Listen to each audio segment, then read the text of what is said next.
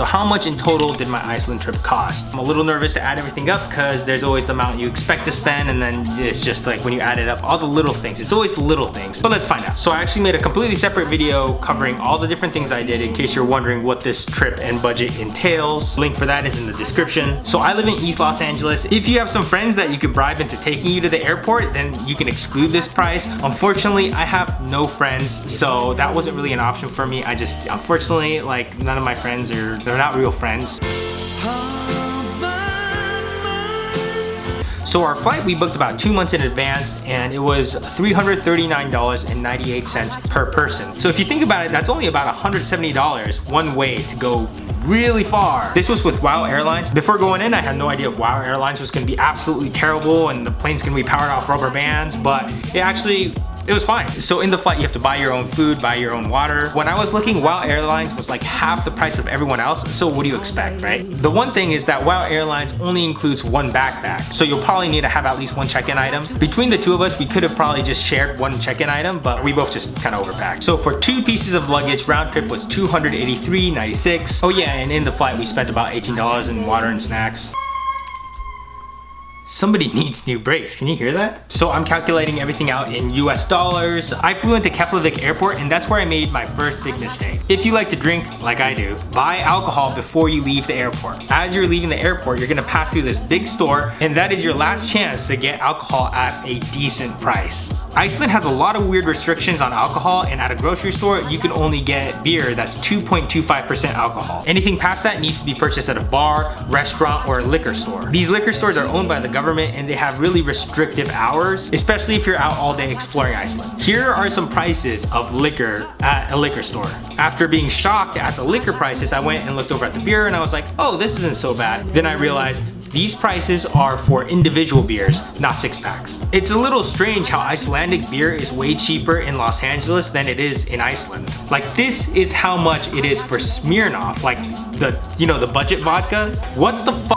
Drinking at bars is also kind of pricey, but I guess it's a little bit more reasonable because you're at a bar. By the way, the legal drinking age is 20 there, and the legal BAC to drive is 0.05 compared to the 0.08 here, so be extra responsible. By the way, for all the bars we went to, we spent a combined $105.23. So I got my rental car from LAGOON car rentals, but they're not actually in the airport. You have to take a shuttle after you arrive, and it's about a 5-minute drive from the airport. 4-wheel drive will raise the price of your rental a little bit, and a stick shift will lower the price a little bit. So what I got was kind of in the middle, not the cheapest, not the most expensive. They actually talked me into getting gravel protection, which I probably didn't need. I was this close into putting gas into my rental car because nobody told me it was a diesel, because their diesel's so common, they just like assume that you might figure it out. And if you take gas and put it into a diesel car, that could really $17 in bridge tolls. The only toll that I encountered was going north in this little area here. I think they actually go underwater. We booked an Airbnb just right outside of downtown Reykjavik, and that was about $100 a night. By habit, every time I go to a new country, the first thing I do is go straight to an ATM and pull out some cash. Every little restaurant, every food stand, bridge tolls, everything, they all took card. You might want to just pull out a little bit just in case, but you most likely won't need it. One thing that's interesting that I encountered was that some of the gas stations require a PIN number for your credit card. So you might want to call your credit card company about that, figure out what number that is. Personally, I use Capital One credit cards every time I travel just because they don't have any foreign transaction fees, and I think they're pretty good. Now, I'm not sponsored to say this by Capital One, but Capital One, if you're listening,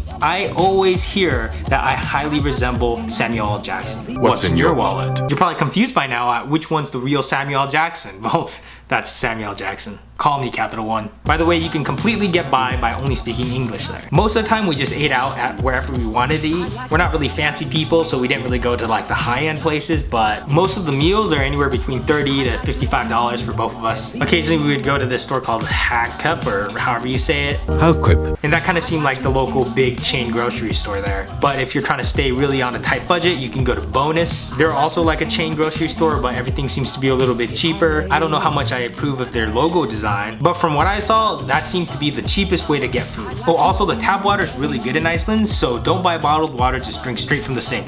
Although there's sulfur in the water, so it's gonna smell a little bit. My least favorite part was probably showering because the water smells so bad that I just like, but it's clean though, I guess. We didn't end up booking any of the tours, but I really wish we did because some pictures of people ice caving and snowmobiling looked really awesome. The tours definitely take you to a lot of places you definitely can't get with a car. You need a massive zombie apocalypse van that right? It has 50-inch tires and has gun turrets on the front. So Blue Lagoon was $161.64 for the both of us, pretty good.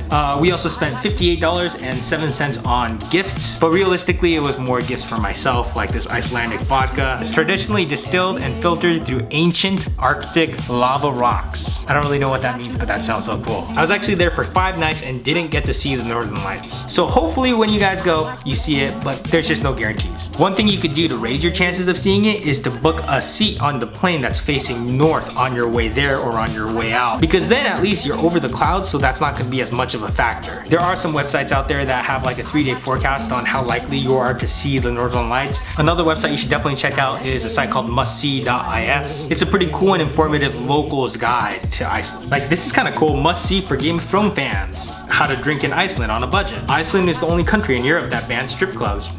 You know. And if you look here, oh, what's this? My drone footage made it on the page. I'm kind of a big deal, like first this and next I'm expecting a phone call from Capital One. Just any minute now, just Capital One, come on. And if you're on Reddit, check out Visiting Iceland, tons of super helpful people there and lots of information. Oh, and I'm on Verizon, so for my international plan, it costs me $10 a day to use as much as I want. My friend has T-Mobile, so for her it's free, but the internet's kind of slow. I still prefer my Verizon. So with all that in mind, it was a total of $1,549.45 per person. Totally worth it. Anyways, hopefully this information was helpful in budgeting out your trip. If you're going to Iceland, you're gonna have a blast. Thanks for watching.